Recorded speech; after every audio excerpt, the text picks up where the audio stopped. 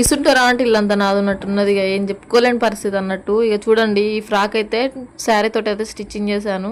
2 layers frock లాగా stitching చేశాను. Front అయితే స్వీట్ హార్ట్ నెక్ అయితే పెట్టాను. హ్యాండ్స్ కూడా బాగున్నాయి. హ్యాండ్స్ అయితే బుట్ట హ్యాండ్స్ లాగా పెట్టాను. ట్రెండింగ్ నడుస్తుంది కదా అట్లా పఫ్ హ్యాండ్స్. ఇక చూడండి మస్తుంది ఫ్రాక్ అయితే. ఇదైతే శారీ తోటి ట్రెండింగ్ శారీ నడిచింది కదా మొన్నటిదాకా, ఆ శారీ తోటి అయితే స్టిచ్చింగ్ అయితే చేశాను.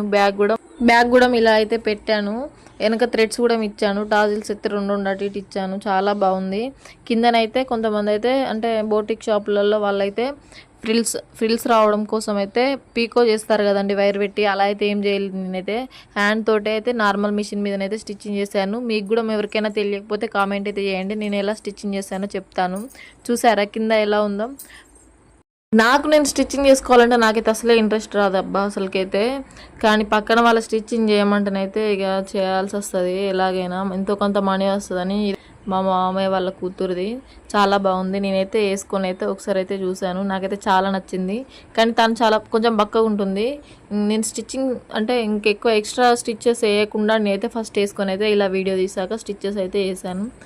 చూసారా ఎంత బాగుందో, మస్తు నచ్చింది. నార్మల్ మిషన్తో పీకో ఎలా చేశానో కావాలంటే కామెంట్ అయితే చేయండి, నెక్స్ట్ వీడియో అప్లోడ్ చేస్తాను.